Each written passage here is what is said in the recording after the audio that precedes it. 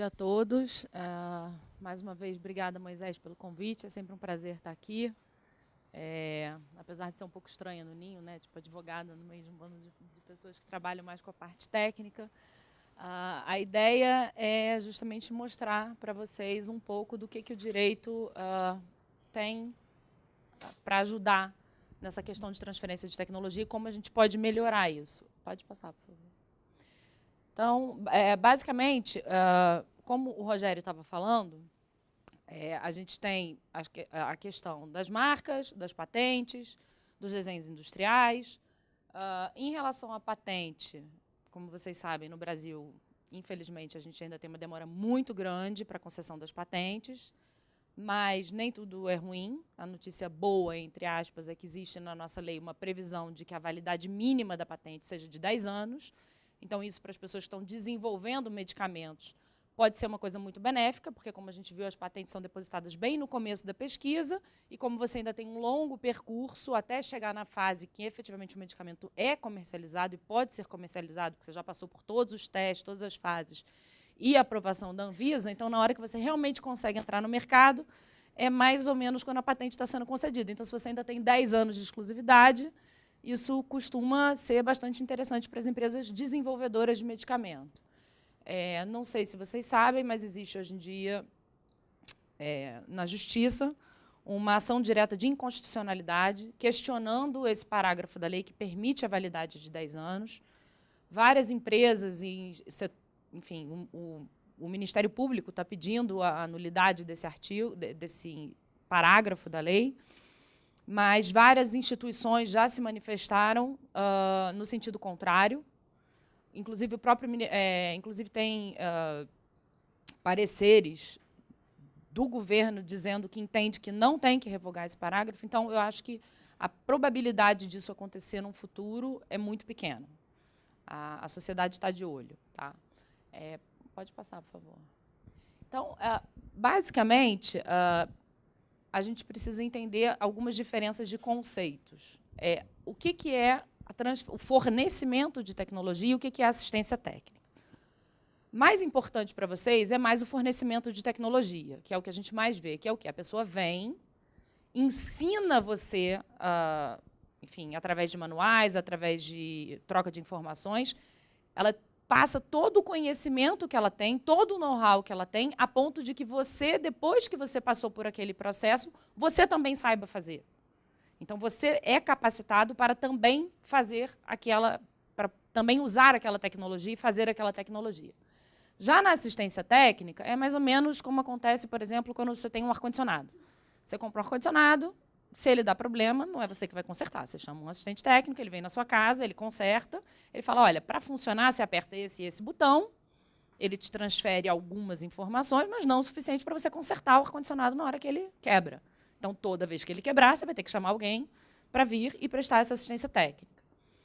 Para o INPI, essa questão de assistência técnica é sempre através de valores homem-hora. Não existe contrato de assistência técnica que possa ser averbado no INPI com valor fixo, fechado.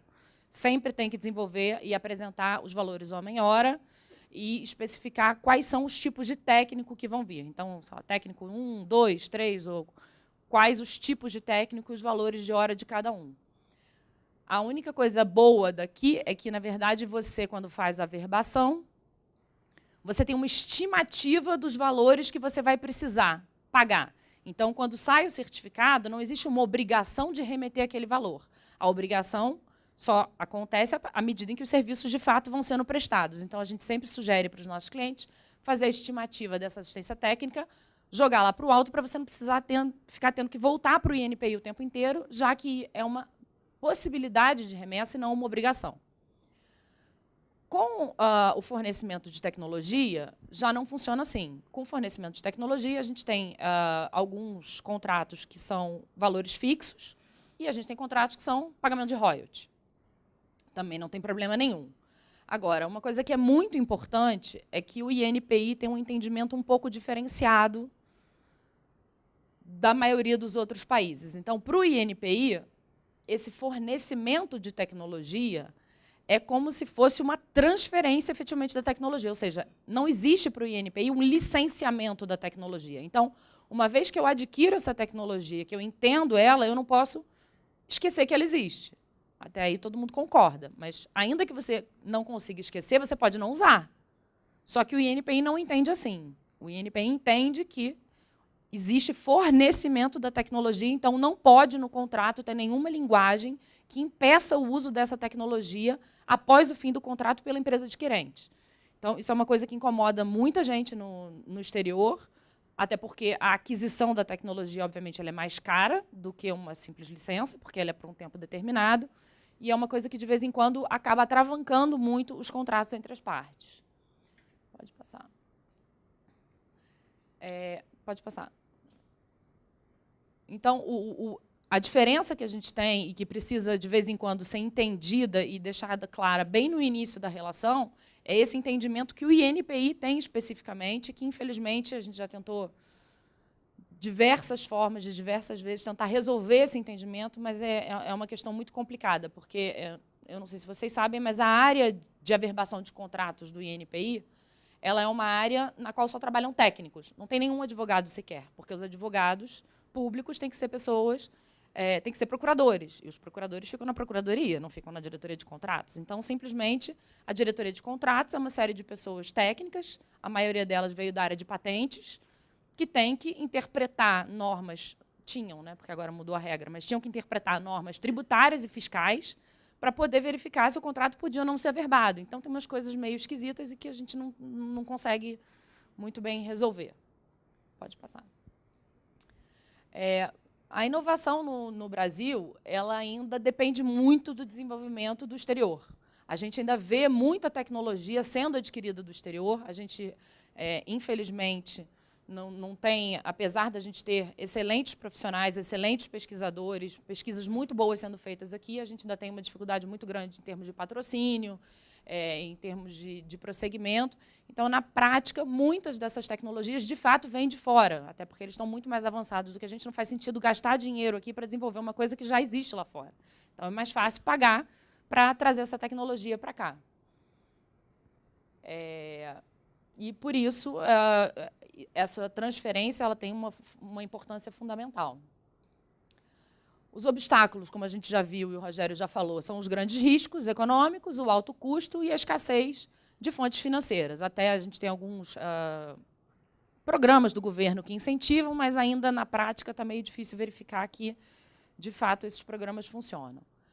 E esses resultados não estão sendo muito bem verificados. Mas, para que essa transferência de tecnologia seja eficaz, seja eficiente, para que todo mundo se beneficie, o mais importante é a proteção jurídica de tudo isso. Então, não adianta você sair desenvolvendo tudo e você não se proteger, porque, se você não se proteger, qualquer um vai poder usar. Então, seu investimento vai por água abaixo.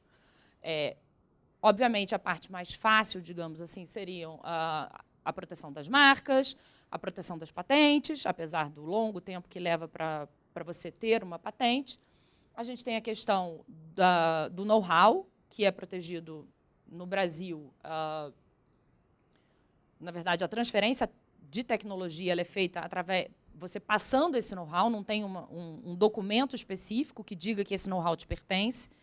A dificuldade que a gente tem hoje em dia com toda essa tecnologia nesse mundo que a gente vive é que o know-how, se for possível ter um produto que você consegue fazer engenharia reversa, não vale a pena você querer proteger aquilo pelo know-how, porque qualquer pessoa que pega o produto, vai, faz engenharia reversa, consegue chegar à mesma solução que você.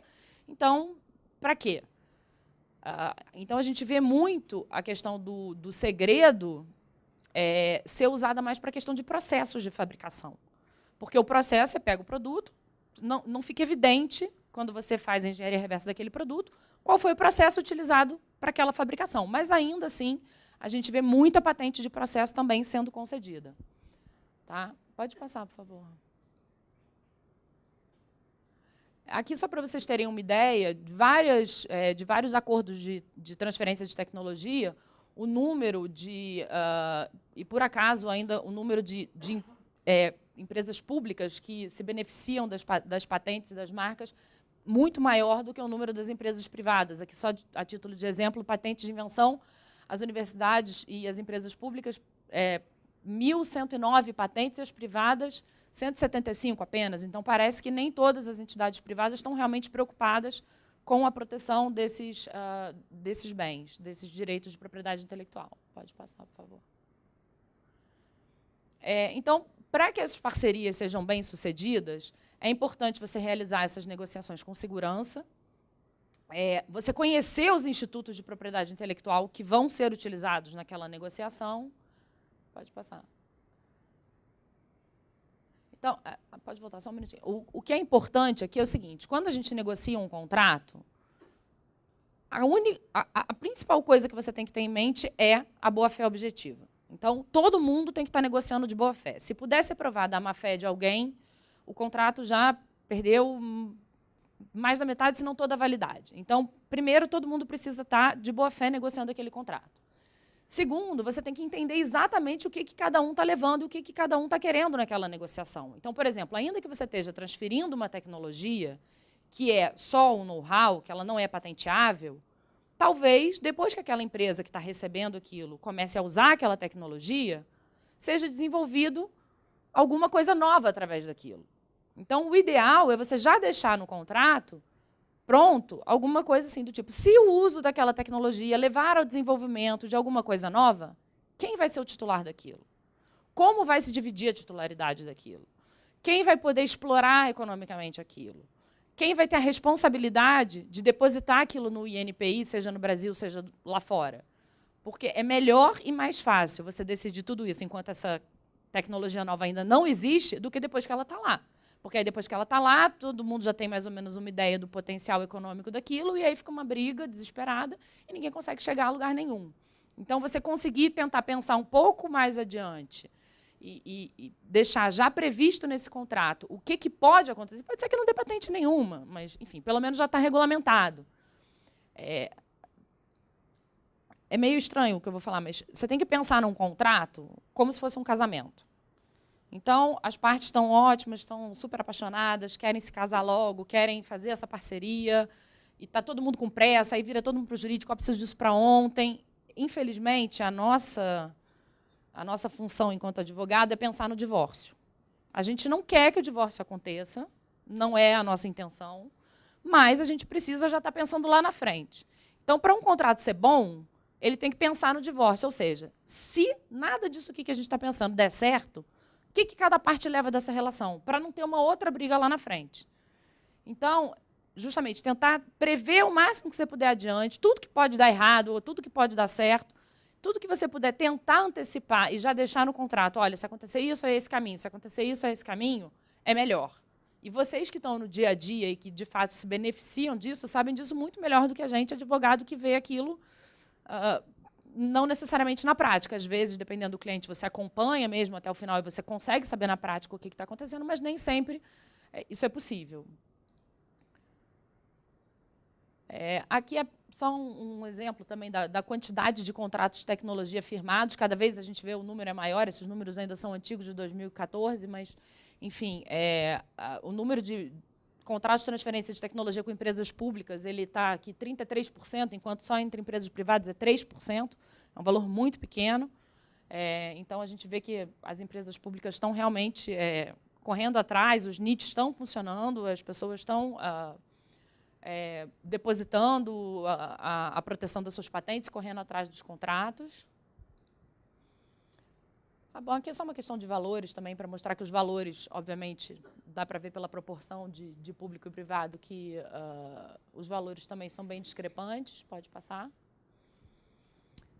E aí é importante pensar no seguinte: de vez em quando você vai dar entrada na verbação de um contrato no INPI, primeiro, para que você precisa dessa verbação? A gente precisa da verbação por 3 motivos. O primeiro é para que esse contrato seja possível de ser... nunca tem uma palavra muito boa em português para isso, que é o enforcement, válido e aplicado perante terceiros. Então, esse é o primeiro motivo. O segundo motivo é uma questão de dedutibilidade fiscal. Então, normalmente, quando as empresas são as duas brasileiras, você não tem muito essa necessidade, porque a Receita já controla a gente tanto como um Big Brother, que, na prática, na hora que você faz o pagamento, de uma, sai de uma e entra na outra, ela já está sabendo que tem esses pagamentos e ela permite ou não permite a dedutibilidade fiscal. E, por fim, como o Rogério bem falou, é a remessa de royalties. Então, se é uma empresa brasileira que está recebendo a tecnologia e tem que pagar por essa tecnologia, o contrato tem que ser averbado, mas se é uma empresa brasileira que está mandando a tecnologia e vai receber o dinheiro, não existe necessidade de averbação desse contrato pelo INPI. Então, é mais para a questão de remessa de dinheiro. E, no Brasil, ao contrário de outros países, quando você deposita, por exemplo, uma patente, você não tem a obrigação de explicar o best mode. Você tem que fazer a receita de bolo. A pessoa tem que pegar e tem que conseguir reproduzir, através daquela patente, tudo que está dito ali. Se ela fizer aquela receitinha, ela vai chegar no bolo. Agora, você não precisa explicar a melhor forma de fazer o bolo. Você não precisa dizer que se você botar 0,55 de fermento, o bolo vai ficar muito maior e mais fofinho do que se você botar, como está na patente, entre 0,5 e 0,8.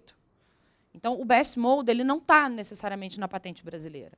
Então, às vezes, existe transferência de tecnologia, apesar de existir a patente. Então, você transfere, você faz uma licença da patente, e junto da licença da patente, você faz também a transferência de tecnologia, porque seria um know-how, que é como fazer, mas também o know-why. Por que você faz? Por que você tem que usar uma determinada quantidade? Por que você tem que usar um determinado aparelho? Por que você tem que fazer determinadas coisas que não estão listadas ali naquela patente? E o INPI está cada dia mais cri-cri com essas coisas. Então, ou seja, se tiver uma transferência de tecnologia que tenha patente envolvida, a gente vai ter que avisar que tem uma patente e vai ter que pagar pela licença dos dois. Se não tiver nenhuma patente envolvida, não pode sequer ter menção à patente no contrato, porque senão o INPI está mandando voltar e fazer aditivo para esse contrato, coisa que ele não fazia antes. Tá? Pode passar. Então, na verdade, as pessoas têm um pouco de medo de contrato, não gostam muito, têm pânico de advogado, já estou acostumada, já trabalho com isso há bastante tempo, mas as pessoas têm que ter noção de que o contrato ele é para proteger todo mundo, ele é para proteger ambas as partes. Você tem que entrar naquela negociação sabendo que o contrato é para proteger todo mundo, e não com aquela ideia de o que essa pessoa está fazendo para me ferrar? Tem alguma pegadinha aqui, com certeza. Se você entrar já com esse ânimo, a parceria já não vai funcionar. Você tem que entrar acreditando que está todo mundo ali agindo de boa fé. Pode passar. Então, é importante deixar tudo isso muito claro, porque essas discordâncias todas, sendo de você não entender exatamente qual é o objeto daquele contrato, o que de fato está sendo transferido, a forma de pagamento, ou, enfim, a forma como isso vai ser utilizado, essas discordâncias todas podem dificultar e, às vezes, até inviabilizar a negociação. Pode passar. Então, as principais causas de discordância que a gente vê são as diferenças de cultura, e isso é uma coisa muito importante. Voltando no exemplo da forma como o INPI verifica a transferência de tecnologia, não como uma licença, isso é uma coisa que é muito difícil explicar para muito gringo. Então, já começa uma diferença de cultura aí, e não tem nenhuma lei, não tem nada específico que possa dizer o porquê do entendimento do INPI. A natureza dos objetivos das empresas que estão se juntando para fazer essa transferência de tecnologia, a diferença dos produtos que são gerados, e os choques também inesperados no ambiente das relações. Cada empresa tem um ambiente corporativo diferente, funciona de uma forma, tem prazos internos diferentes, às vezes não são as mesmas equipes que lidam umas com as outras, às vezes tem, enfim, uma dificuldade de entendimento. Então, tudo isso precisa ser lidado de uma forma boa para você poder conseguir chegar num contrato que, de fato, agrade todo mundo. Pode passar.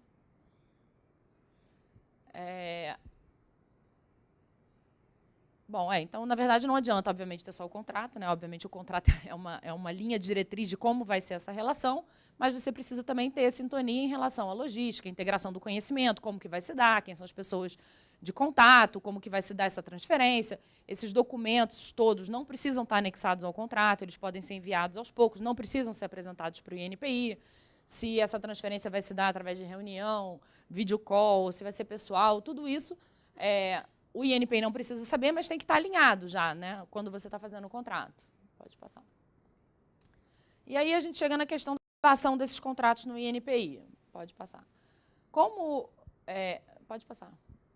Como o Rogério estava falando, o INPI recentemente, agora em abril, mas só entrou em vigor dia 1º de julho, criou novas regras para a averbação dos contratos.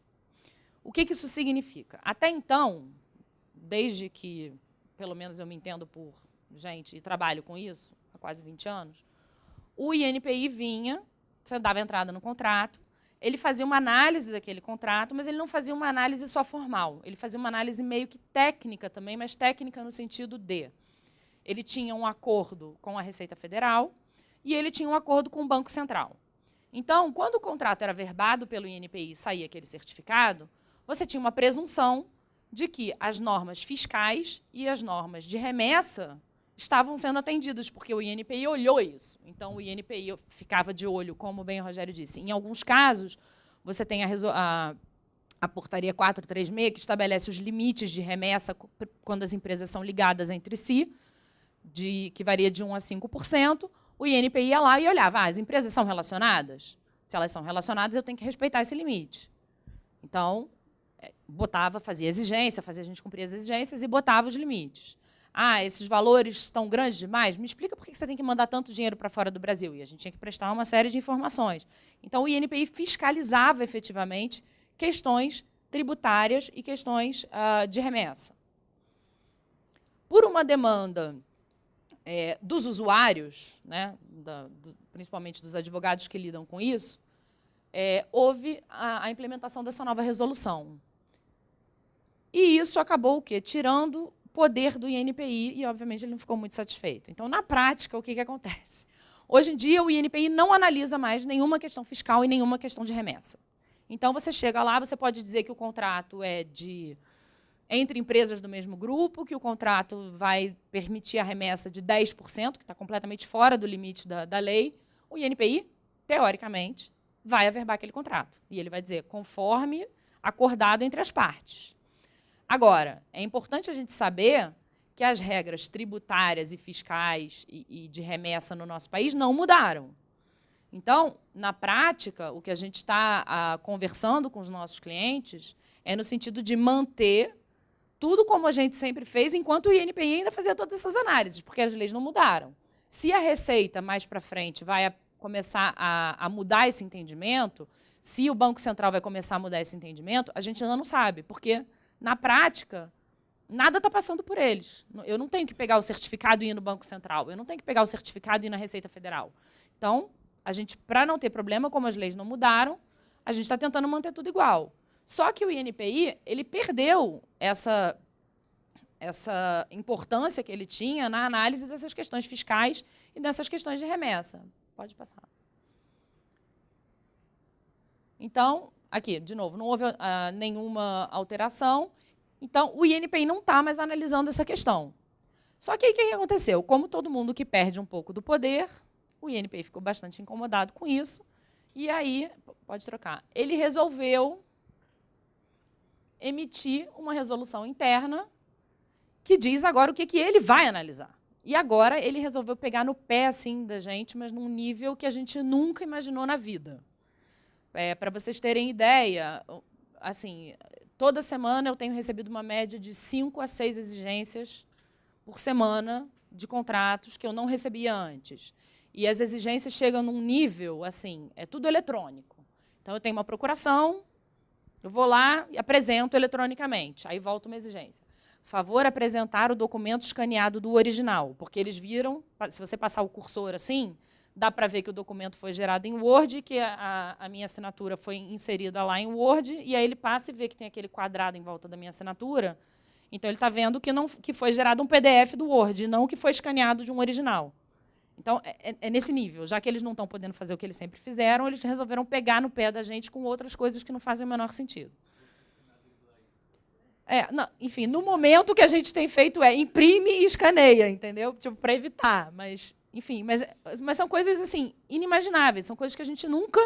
E olha que eu já vi o INPI criar problema com muita coisa, mas assim, o nível que está hoje em dia, eu nunca vi nada igual. Então, diz ele que vai ficar mais fácil a análise, que ele só vai olhar as condições gerais de admissibilidade, se o objeto do contrato é um objeto que é passível de averbação pelo INPI, se as condições do contrato estão dentro daquelas condições que o INPI tem que analisar.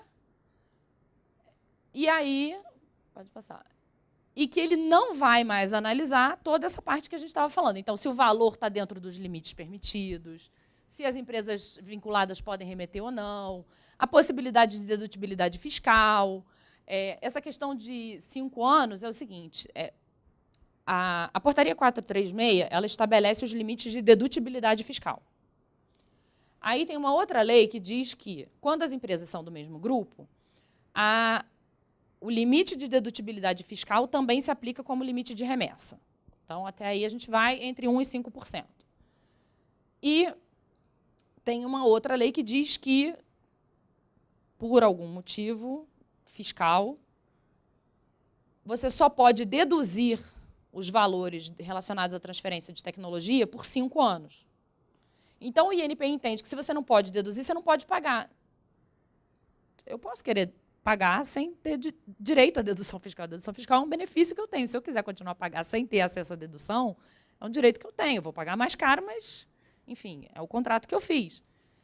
Então, durante muitos anos, o INPI só aceitou contrato de transferência de tecnologia, de fornecimento de tecnologia, pelo prazo de 5 anos, prorrogável por mais uma única vez de 5 anos, se você comprovar que esse prazo não foi suficiente para você adquirir toda aquela tecnologia. Então, você tinha que ficar se justificando para o INPI, no final dos 5 anos, olha, desculpa, nesse prazo eu não fui capaz de adquirir toda a tecnologia, porque a tecnologia foi se desenvolvendo e tudo mais, então eu ainda preciso de mais 5 anos para continuar com esse contrato. Então, agora, como o INPI não analisa mais questão de dedutibilidade fiscal e nada disso, ele falou, bom, eu também não vou mais analisar o prazo do contrato de transferência de tecnologia, de fornecimento de tecnologia. Ele não vai mais analisar a dedutibilidade dos royalties. As despesas isentas de averbação, antigamente ele fazia a gente deduzir do valor que ia ser enviado as despesas que estavam isentas de averbação, mas que eram necessárias. Hoje em dia, ele não vai mais falar nada a respeito. Pode passar. Então, o que vai acontecer? Os campos vão ser assim, em vez de ser prazo, tantos anos, ele vai botar o prazo é o prazo declarado no contrato. O valor é o valor declarado no contrato. A forma de pagamento é a forma declarada no contrato. O certificado vai vir muito bonito, né? Já viram. Então, está tudo muito... A gente ainda está aprendendo a lidar com isso, porque essa resolução, apesar de ser de maio, ela entrou em vigor só de maio, não, de março ou abril, sei lá. Ela só entrou em vigor em julho. Então, o INPI está no começo ainda foi meio difícil, então agora é que a gente está começando a ver as coisas. Então, a gente ainda não sabe. A gente só sabe que o INPI está pegando muito no pé da gente com as coisas mais estapafúrdias possíveis, então tem que tomar muito cuidado. E aí, só para vocês terem uma ideia de como é que funciona no INPI hoje em dia, e só uma notícia boa, apesar da área de patente ser uma área que demora 10 anos, a área de contratos, graças a Deus, funciona. E funciona não só dentro do prazo, como eles costumam responder até antes do prazo. Então, a gente tem uma resposta do INPI normalmente em menos de 30 dias. Então, a gente protocola o pedido, dá no máximo 2 semanas, dependendo do dia da semana em que você protocola, ele é publicado na RPI. A RPI é uma publicação que sai toda terça-feira. Então, se você conseguir apresentar tudo e dar a entrada no seu pedido até quinta, ele sai na próxima terça. Se você depois, ele só sai na outra. Então, a gente leva 1 ou 2 semanas para publicar. Quando publica, inicia um prazo para o INPI fazer essa análise. O INPI tem um prazo de 30 dias. Acabado esse prazo, ou ele emite uma exigência, que é o que ele tem feito em todos os casos, e só o fato dele ter emitido uma exigência, quando você cumpre, não significa que acabou por aí e o próximo passo é a emissão do certificado. Às vezes ele volta com outras exigências, que ele poderia já ter feito da primeira vez, mas ainda assim, enfim. Então, ou ele emite essa exigência, ou ele concede o certificado. Se ele fizer uma exigência, a gente tem um prazo de 60 dias para cumprir essa exigência, que é um prazo excepcional. Pode passar. Que é um prazo excepcional, é bastante para quem está acostumado, como eu, a trabalhar com o judiciário, que são 5 dias úteis agora, graças a Deus. 60 dias é uma infinidade, mas pode botar. E aí você cumpre a exigência, você não precisa esperar o fim desse prazo. Normalmente, os nossos clientes estão todos desesperados para verbar o contrato logo, tendo todos os documentos que a gente precisa, assim que tem em mãos, pode cumprir na hora. E aí, recomeça de novo, aí vai, publica, pode ir passando, publica na revista, abre um prazo para o INPI analisar essa exigência, a gente pode cumprir a exigência ou, eventualmente, dependendo do tipo de documentação, solicitar um prazo adicional para cumprimento dessa exigência. E aí publica, e aí, de novo, recomeça todo aquele ciclo até que o contrato seja de fato emitido. O certificado, desculpa, pode passar. E aí a publicação ela sai na RPI. É importante só, principalmente em relação a essa questão de fornecimento de tecnologia, deixar claro que os contratos eles são sigilosos, não tem nenhum tipo... Ninguém que não seja advogado das partes pode ter acesso aos autos, apesar de ser tudo eletrônico. E as informações que são publicadas na RPI são informações básicas, como, por exemplo, contratante, contratado, eventualmente o valor do contrato, como na maioria das vezes é um percentual, e ninguém sabe muito bem como ele é calculado, não tem nenhum tipo de segredo sendo revelado ali, e o objeto daquele contrato. Pode passar. Pode passar. E agora também, como está tudo eletrônico, até a emissão do certificado está saindo de forma eletrônica. Então, a gente não precisa mais ficar esperando 30 anos para sair o certificado. Saiu a publicação, o certificado está disponibilizado para o procurador no site do INPI e já pode ser enviado para o cliente. E aí você pega esse documento e, da mesma forma que você fazia antes, você vai no banco comercial que você usa e você pega aquilo e o banco te deixa remeter. Agora, a relação de cada empresa com cada banco é que vai variar. E aí... A documentação que o banco pede para você, ainda mais agora que o INPI não faz mais essa análise, é que vai variar. E a gente, enquanto advogado, não tem como saber, porque tem bancos que pedem mais informação, tem bancos que pedem menos informação, tem bancos que a informação que eles vão solicitar depende do relacionamento que eles têm com o cliente, então é uma parte que não cabe a nós. Mas não precisa, não há necessidade, eu sei que tem alguns advogados que vendem esse serviço, mas não há nenhuma necessidade de registrar esse contrato junto ao Banco Central, ainda que o INPI não faça mais essa análise. Bom, gente, era mais ou menos isso. Espero não ter confundido muito a cabeça de vocês com esses procedimentos todos de INPI. Se tiverem qualquer dúvida, estou à disposição de vocês. Obrigada. Obrigado, doutora Bruna. Por gentileza, alguma pergunta?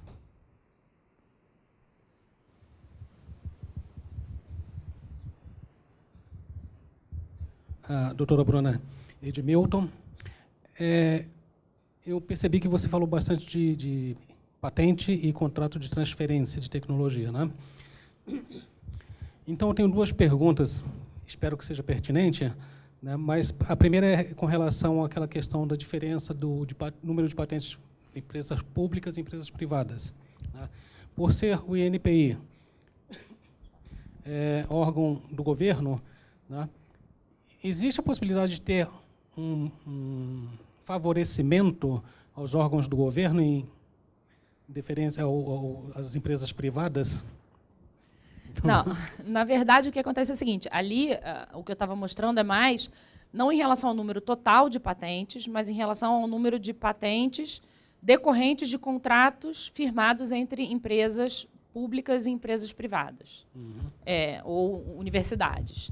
Então, as universidades é que estão cada vez mais começando a mudar um pouco a cabeça, e eu acho que por isso o número delas cresce tanto, porque era um número muito pequeno, porque a gente sempre tinha esse estigma das universidades que você tem que, primeiro, fazer os seus papers, publicar os seus papers antes da entrada em qualquer patente, aí você perde a novidade, enfim, tinha todo esse problema, e o pesquisador que entrava em contato com a empresa era visto meio que como um aproveitador, que não era aquela pessoa da ciência pura. Então, acho que essa mudança de cabeça nos NITs, e principalmente nas universidades públicas, tem feito com que o número tenha subido bastante. Mas não tem nenhum tipo de favorecimento no INPI. Eles são muito rígidos com isso, não passam ninguém na frente, não tem jeitinho, não tem como pular a fila, a não ser de acordo com as regras que o INPI dá lá. Por exemplo, patente verde, você consegue passar na frente. Se a sua patente está sendo infringida, você consegue passar na frente, mas jeitinho e favorecimento, não. A segunda talvez seja uma justificativa para a primeira, né? E ela é baseada num case que eu li há coisa de 2 anos atrás. Um empreendedor brasileiro, ele entrou com pedido de patente e ficou sabendo que uma patente demoraria por volta de 12 anos. Né? E com 2 anos, ele, cobrando do INPI o andamento da patente, né, do processo, ele desistiu da patente, Ele pegou um avião aqui, foi para a Coreia, não sei se do Norte ou do Sul, e lá ele conseguiu a patente dele em 6 meses. E aí voltou para cá, para o Brasil, com a patente dele. Né? Bom, isso foi o que estava escrito no artigo. E, em função disso, né, como você falou em contrato de transferência de tecnologia, se acontecer de uma patente, por conta dessa demora no Brasil, ser tirada no exterior, aí depois, para ele trazer esse produto para o Brasil, ele precisa fazer, mesmo sendo dele, um processo de transferência de tecnologia? Não. Na verdade, é o seguinte. Um dos requisitos da concessão da patente é a novidade. Então, essa coisa de, por exemplo, fui na China, vi um negócio incrível, voltei para o Brasil, vou depositar como patente aqui, esquece. Se já está em algum lugar, não tem mais a novidade. Então, ou bem, ele depositou essa patente no Brasil e, ao mesmo tempo, ou via PCT, ou dentro do período de prioridade, ele depositou em outros países, aí tudo bem, ele tem condição de conseguir essa patente em outros países, sem problema nenhum. Mas, a partir do momento em que você abre mão, não pagando, ou por qualquer outro motivo, ou porque você sequer requereu aquela patente naquele país, como a novidade ela é um requisito mundial, aquela patente no país ela é considerada de domínio público. Então, não só ele, como qualquer um pode usar. Então, ele não só não precisa de um contrato, como a patente dele coreana não é válida aqui, a não ser que ele tenha uma patente contrapartida brasileira, e como qualquer pessoa aqui no Brasil vai poder usar, sem pagar nada para ele nem para ninguém. E ele não vai poder reclamar. Entendeu? Então, o PCT ele é muito bom nesse sentido, que é o Acordo de Cooperação de Patentes, porque, na verdade, você deposita uma patente, você escolhe, dentre os países, uma lista de países nos quais você acha que você tem interesse, mas você tem um prazo maior para definir se, de fato, você tem interesse naqueles países e não gastar um dinheiro desnecessário numa fase antes de você saber do sucesso da sua invenção. Então, o mais recomendado, quando você tem vários países do seu interesse, é entrar através do PCT, porque aí você faz aquela lista, mas lá para frente você escolhe, se não me engano são 18 meses, eu não faço a parte administrativa de patentes, mas se não me engano são 18 meses, e aí você escolhe, aí você dá entrada nas fases nacionais de cada um, mas aí você já tem uma ideia do sucesso, um pouco econômico ou não, se vai conseguir ter algum acordo, algum contrato com alguém que seja interessante, se tem alguém para bancar os custos e tudo mais. Mas se não pediu e se passou o prazo de prioridade ou o prazo do PCT, esquece que é domínio público e qualquer um pode usar, em qualquer lugar, que não tenha patente. Só complementando assim, eu assisti uma palestra promovida pela Endeavor, ou Endeavor, não sei, que é um órgão voltado para empreendedorismo, né? E uma das pessoas lá falou assim, olha, se você tem um invento, né, não perca tempo em busca de uma patente, porque o tempo que você perde para ter essa patente no Brasil, né, é o tempo que você já ganhou dinheiro com esse produto aqui no Brasil, vendendo esse produto. Olha, eu tendo a discordar dependendo do ramo de atividade. Por exemplo, para a área farmacêutica, como a gente viu aqui, o INPI demora muito, mas tem esses 10 anos, e como, de qualquer forma, o remédio demora muito para chegar no mercado, eu acho que é um investimento que vale a pena. Tanto que meus clientes continuam todos depositando patente aqui. Não está faltando depósito de patente no Brasil, não, entendeu? De medicamento. Uma área que eu acho mais complicada, talvez, seria a área de eletrônico e telecomunicações, porque a velocidade que a tecnologia anda ela é muito grande. Mas, ainda assim, as empresas não estão deixando de depositar aqui, não. Assim, para você ter uma ideia, porque o INPI ele é todo dividido em áreas específicas e tudo mais, leva mais tempo. Para a área farmacêutica está levando uns 10 anos, e isso porque a gente tem a anuência prévia da Anvisa. Para eletrônico, que não tem nada disso, está levando 12. Então, eles estão analisando hoje em dia, eu não tenho aqui a foto, mas assim, tem várias reportagens e coisas que já saíram, eles estão analisando hoje em dia a patente daquele telefone que a gente usava lá atrás, que tinha aquele flip assim, que abria e tudo mais. É isso que eles estão analisando hoje, enquanto a gente está usando o iPhone 7, 8, enfim.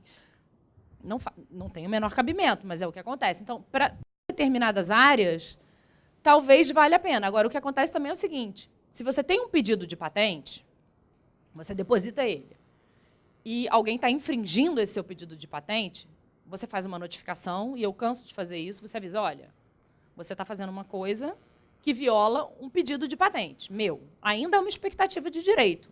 Mas fica de olho, porque a hora que a minha patente for concedida, eu posso ir atrás de você e pedir uma indenização por tudo que você ganhou usando aquele produto que é meu. E aí, com essa notificação, você vai no INPI, aí você consegue furar a fila, você pede um exame prioritário, e em 1, 2 anos, você consegue ter a decisão que você queria. Então, ainda assim, eu acho que ainda vale a pena, dependendo da sua tecnologia, ainda assim, apesar de tudo, eu acho que vale a pena pedir patente. Muito obrigado.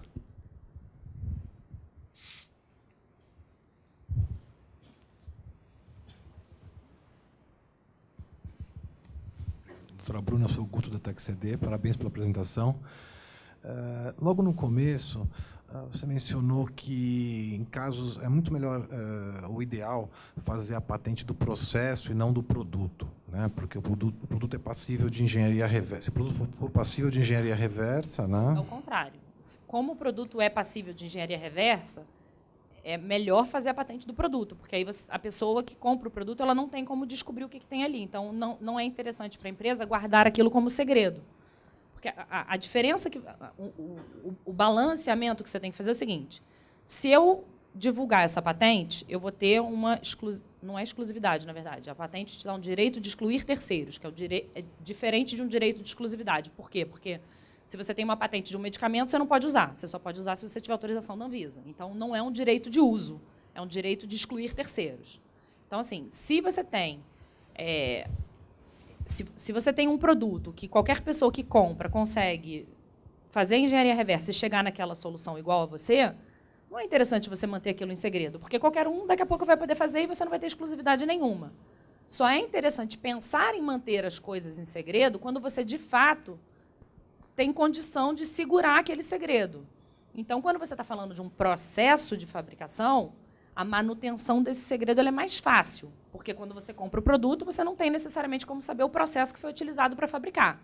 Mas, ainda assim, tem muita empresa, principalmente na indústria farmacêutica, depositando processo de fabricação, patente de processo de fabricação.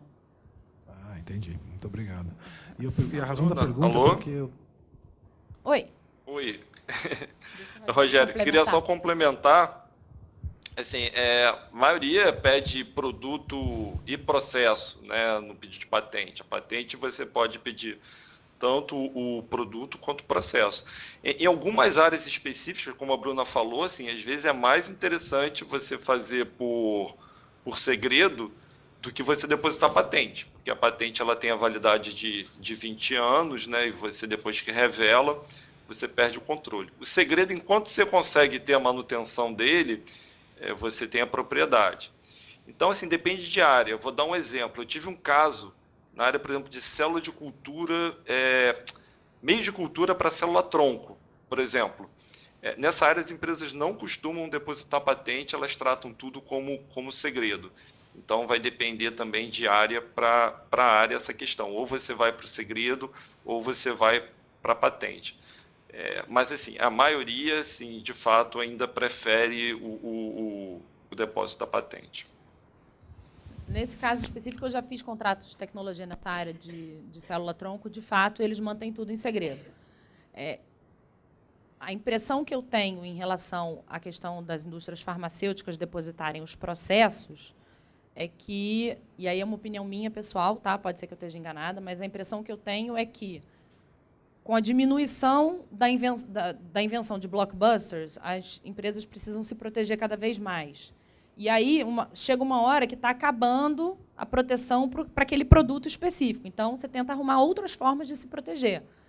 Então, você começa a buscar novas formas, novos processos de fabricação e tudo. Enquanto você tem um segredo, você só consegue se proteger se houver concorrência desleal. E provar a concorrência desleal é uma coisa muito difícil. A não ser que você tenha assim, uma prova evidente que uma pessoa, o seu concorrente contratou alguém que era específico da sua empresa e que deveria manter o sigilo e que não manteve. Então, provar a concorrência desleal é muito complicado. Então, talvez, para tentar manter essa proteção e você tendo um certificado, uma carta patente, obviamente, é muito mais fácil, ou até um pedido de patente, chama muito mais atenção quando você notifica alguém que está fazendo alguma coisa errada do que quando você tem só, eu tenho um segredo. A pessoa vai falar, tá bom, obrigada. O que eu posso fazer com isso? Você não vai me contar qual é o seu segredo, como é que eu sei que eu estou infringindo o seu segredo? Entendeu? Então, talvez por isso, seja importante para as indústrias farmacêuticas fazer patente de processo de fabricação. Sim, não, ficou claro. E a outra questão é o seguinte, bom, nós trabalhamos também com impressão 3D, né? E hoje, com impressoras 3D e escaneamento 3D, digitalização das coisas, cada vez mais a gente vê até ideias surgindo semelhantes em diferentes lugares, né? Volta e meia nos procuram, assim, na área médica, por exemplo, né? Um médico tem ideia de fazer alguma coisa, num outro canto, em outro lugar, um outro médico tem ideia de fazer a mesma coisa. E com impressão 3D, escaneamento 3D, hoje é cada vez mais difícil, né, se proteger com relação a isso, porque é muito fácil, né, copiar alguma coisa e reproduzir. Como que fica isso? Olha, eu posso te dizer que a impressão 3D é o novo grande desafio da área de propriedade intelectual. Eu assisti umas palestras sobre isso num congresso que eu fui de transferência de tecnologia, e as pessoas estão começando a discutir, enfim, bem mal comparando, é mais ou menos como começou a música via MP3 para a indústria fonográfica, entendeu? Tipo, a gente tem que lidar com isso de alguma forma e a gente ainda não sabe muito bem como, entendeu? Ou começar a liberar os códigos de software para compra, como já tem algumas empresas que fazem, tem algumas pessoas que estão começando a pensar em você cobrar, que nem, por exemplo, quando você compra, hoje em dia a gente nem usa mais tanto, mas enfim, na época que a gente comprava DVD, essas coisas, quando você comprava o aparelho, você não pagava necessariamente uma taxa, mas os royalties estavam todos embutidos no disquinho que você comprava. Então, tem pessoas pensando não necessariamente em inserir os royalties na impressora em si, mas talvez em como você cobrar e controlar o material que vai dentro da impressora. Porque não adianta, se você quer reproduzir de fato alguma coisa que pertence a alguém, para você reproduzir direito, você tem que usar o material certo, né? Então, tem umas pessoas já discutindo se você teria como, entre aspas, controlar, proteger a tinta, né? Enfim, o material que vai ser usado como base para aquela reprodução. Enfim, isso ainda assim, o grande X da questão da propriedade intelectual atualmente. A gente ainda não está sabendo muito lidar com isso, não, para ser sincera. É o desafio, né? Exato. Muito obrigado. Nada.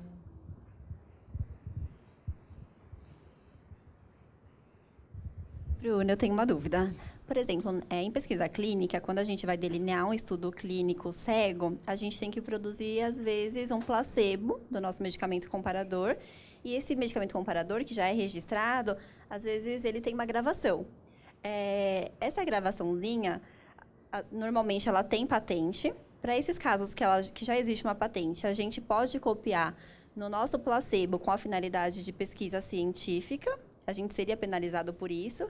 E para os casos onde não existe patente, se essa empresa requerer essa patente futuramente, nós seríamos penalizados por isso?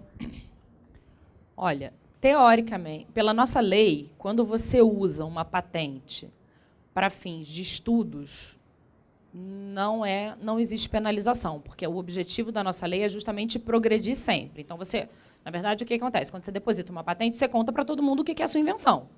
E a ideia é que as pessoas possam ir trabalhando em cima daquilo para já desenvolver o que vem depois, e não esperar 20 anos para saber o que era para desenvolver. Então, a princípio, sendo usado para testes, não teria nenhum tipo de infração. Mas é necessário saber até que ponto essa gravação ela é, de fato, necessária para que você possa realizar o teste corretamente. Porque, se for uma gravação que não tem nenhuma finalidade técnica e não tenha nenhum impacto técnico, de fato, no seu estudo, já fica mais difícil você defender que o que você está fazendo são estudos. Entendeu? Apesar de você não ter um impacto, porque o que a gente quer evitar, obviamente, é que terceiros se beneficiem comercialmente, ganhem dinheiro com uma invenção que é de uma pessoa que depositou a patente e está protegendo aquilo. Então, se você não tem como comprovar que, de fato, aquilo é indispensável para o seu estudo, pode ser visto, de alguma forma, como uma possibilidade de benefício comercial, porque lá na frente você vai usar aquilo comercialmente. Naquele momento específico é estudo, mas você está usando aquilo para se beneficiar comercialmente lá na frente. Então, tem que analisar um pouco mais de calma. Porque em alguns casos a gente utiliza porque o paciente ou o investigador não pode saber qual que é o tratamento que está sendo utilizado. E aí o comprimido tem que ser idêntico ao medicamento referência. E aí, para esses casos, a gente precisa fazer essa gravação também. Só que, futuramente, pode ser que eu faça um estudo, por exemplo, de superioridade, eu mostro que o medicamento da minha empresa é melhor do que o outro. E eu precisei copiar um placebo com a marca, com as identificações do outro. Tá, mas aí a identificação que você está falando, na verdade, então é marca, não é patente. Seria uma marca. Acho então, que é uma marca. Para marca eu não é sei se diferente. entendi. Para marca é diferente. Vamos lá, teoricamente, você não poderia usar a marca do terceiro para isso. Você só pode usar a marca do terceiro, por exemplo, se você está comercializando, você comprou o produto legítimo e você está comercializando. Ou se você é uma assistência técnica, fala, eu presto assistência técnica para Brastemp, Consul e tudo mais. Você não tem como dizer que você faz o seu trabalho se você não usar a marca do terceiro. Então, tem algumas liberdades que a lei te dá. Agora, o uso dessa marca específica, assim, olha, não sei, teria que pensar com mais calma, porque, teoricamente, a lei não ia permitir. Por ser pesquisa clínica com cunho científico. Então, o ponto que eu acho é que, assim, na medida em que você está usando aquilo, não para fins comerciais específicos, e que você precisa fazer aquilo para que o seu teste, de fato, demonstre os resultados e tudo mais, eu acho que você teria como talvez alegar um fair use, digamos assim, entendeu? Mas não tem nada específico na lei contra isso. E eu também não sei até que ponto o seu concorrente tem como saber que você está, de fato, usando a marca naquele momento, porque ele não vai poder nem alegar concorrência desleal, ele vai poder alegar o uso indevido de marca, mas normalmente o uso indevido de marca você tem que estar tendo algum benefício econômico. Então, assim, eu acho que tem defesa. Entendi. Mas não tem nada expresso na lei que fala assim, não, está liberado. Entendi. Entendeu? Dá para argumentar. Tá bom, obrigada. Nada.